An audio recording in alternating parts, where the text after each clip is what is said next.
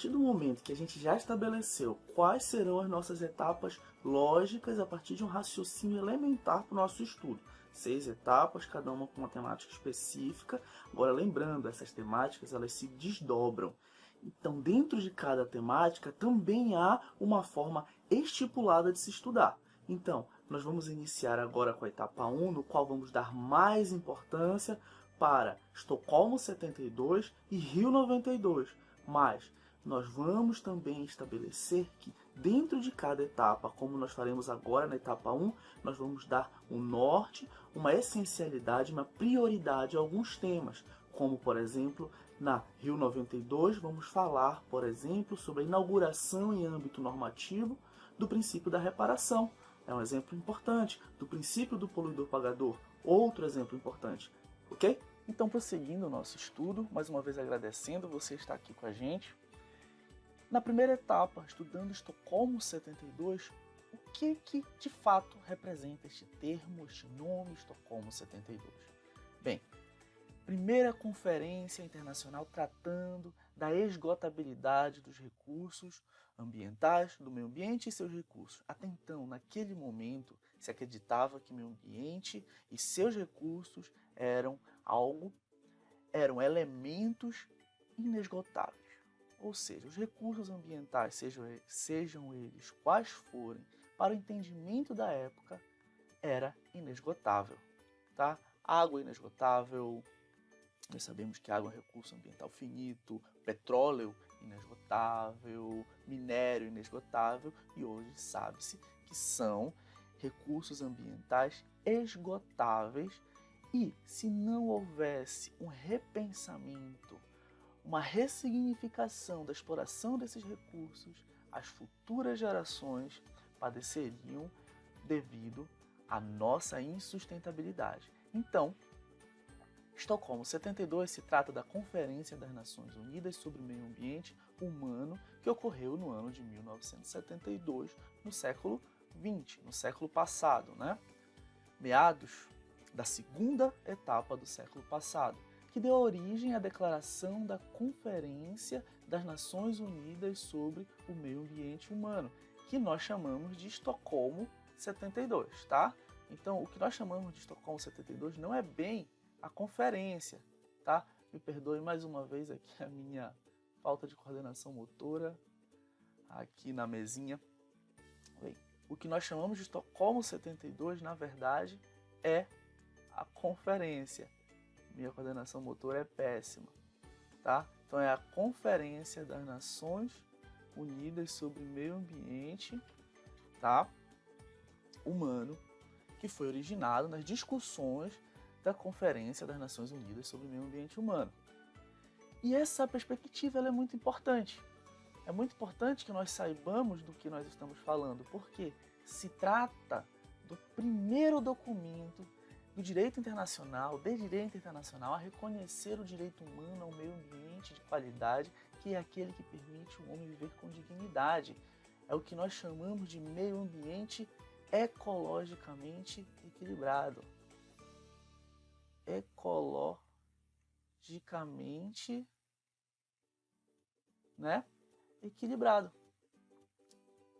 Nós já vamos ver que este termo se repete diversas vezes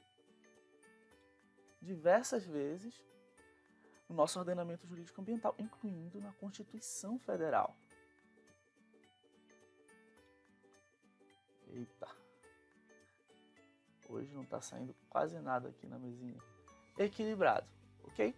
Então, a partir dessa premissa aqui, entendemos, quanto humanidade, que os recursos ambientais são finitos, logo o ritmo de exploração do meio ambiente deveria ser urgentemente repensado em âmbito planetário. E aí surge esse conceito aqui que você já ouviu, desenvolvimento sustentável.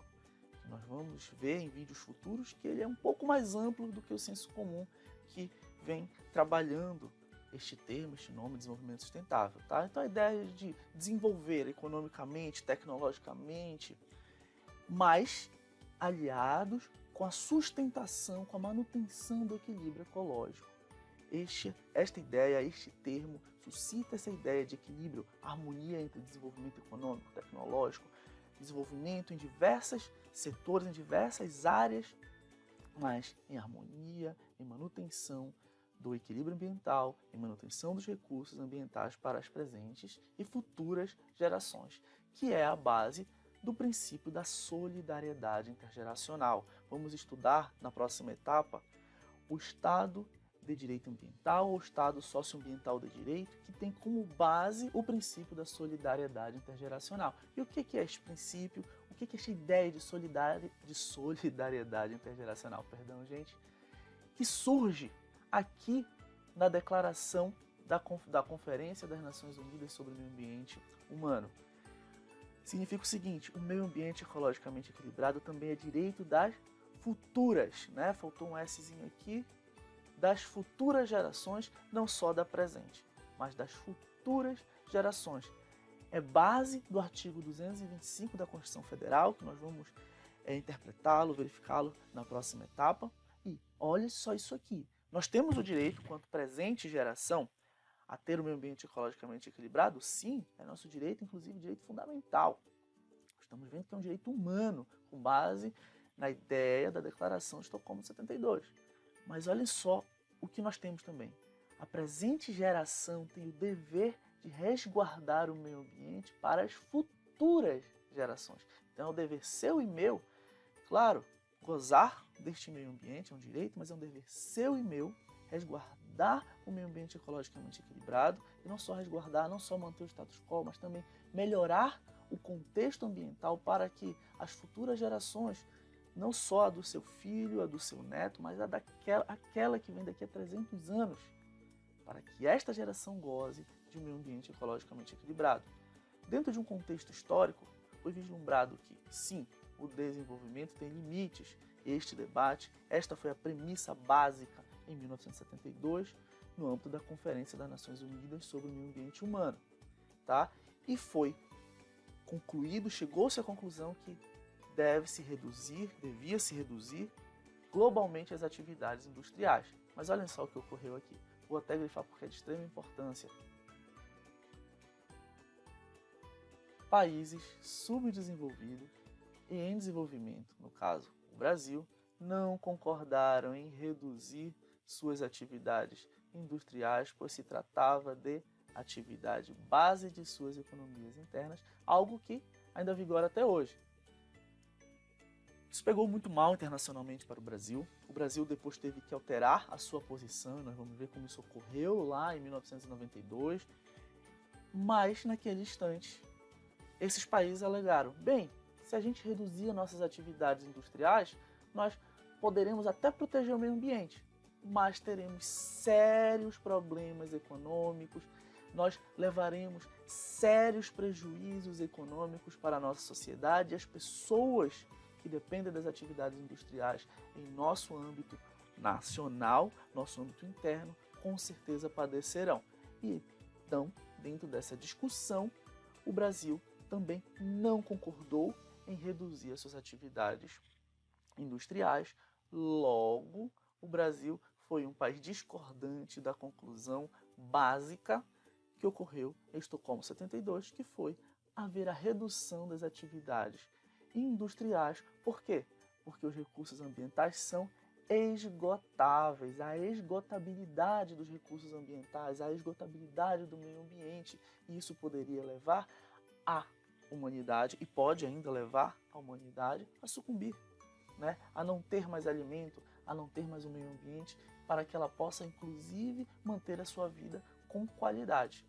Dessa forma, encerramos esse breve resumo sobre a Declaração da Conferência das Nações Unidas sobre o Meio Ambiente Humano. Vamos passar agora para Rio 92.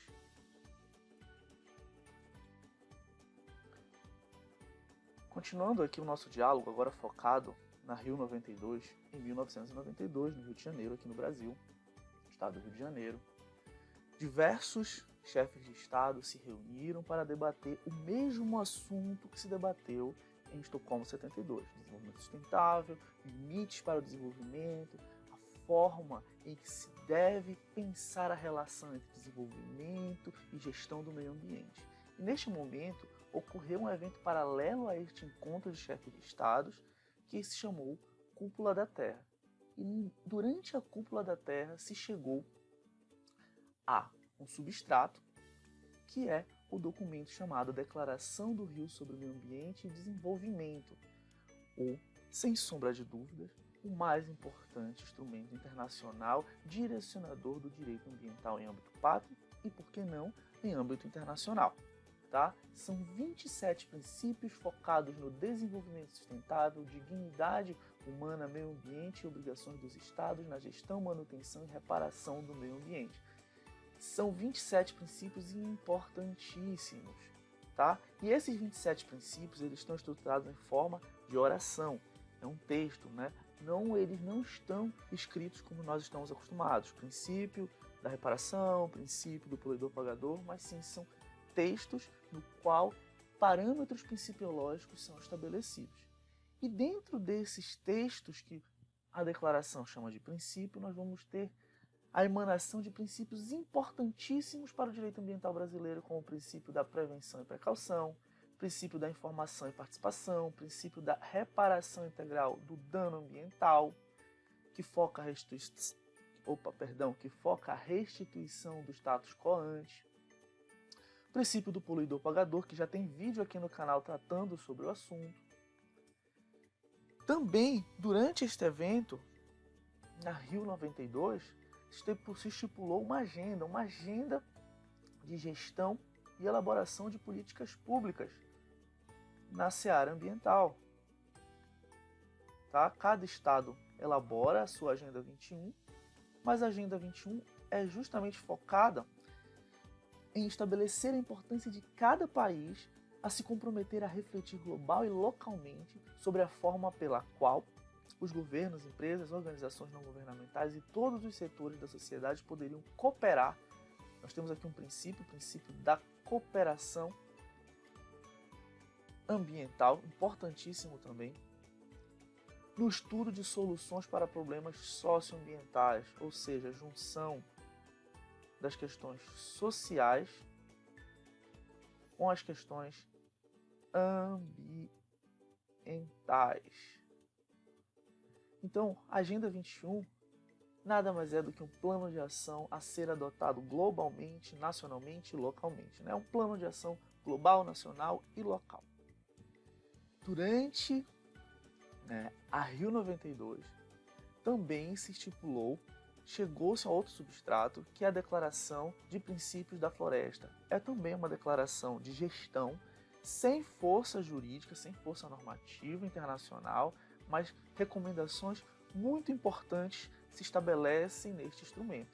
Recomendações para a conservação e o desenvolvimento sustentável florestal, ou seja, tange sobre a gestão florestal de florestas ao redor do globo, sem força jurídica obrigatória. Estabeleceu a Declaração Oficial de Princípios sem força jurídica obrigatória para um consenso global quanto à gestão, à conservação e o desenvolvimento sustentável de floresta de todos os tipos, planetariamente, tá? É um contexto planetário aqui que nós temos. Tá? Um contexto planetário. Ainda se desenvolveu ao longo deste evento 3 convenções. A Convenção das Nações Unidas de Combate à Desertificação, né? É um substrato de debate de 192 países, no qual o Brasil também é signatário, de combate à desertificação e mitigação dos efeitos das secas. Tá? Ela é focada em espaços áridos, semiáridos e semiúmidos, secos, particularmente onde residem as populações mais pobres do planeta. Aqui então, nós vamos ter a Convenção da Diversidade Biológica, a CDB, mais uma vez aqui a minha coordenação motora me pregando uma peça. Nós vamos ter aqui a CDB, tá? A CDB. A CDB, ela é um tratado internacional multilateral, diversos países são partes nesse tratado, e ela trata sobre a utilização sustentável da diversidade biológica, incluindo a transferência dessa diversidade entre os estados partes, tá? Trazendo a perspectiva de repartição de benefícios entre esses estados. E por fim aqui, a Convenção Quadro das Nações Unidas sobre Mudança do Clima, tema extremamente ainda atual, infelizmente, As mudanças climáticas, um assunto de extrema importância e que muito nos preocupa. E claro, você também deve dar uma priorização, mas desses 3 aqui, eu sugiro que você priorize, antes de qualquer coisa, a CDB. Então, por fim, nós temos que a Declaração ratificou os princípios estabelecidos na Declaração da Conferência das Nações Unidas sobre o Meio Ambiente Humano, Estocolmo 72. E neste momento aqui a gente termina esta primeira etapa de estudo neste guia que nós estamos estabelecendo para que você possa estudar o direito ambiental de forma adequada. Vamos continuar o nosso estudo.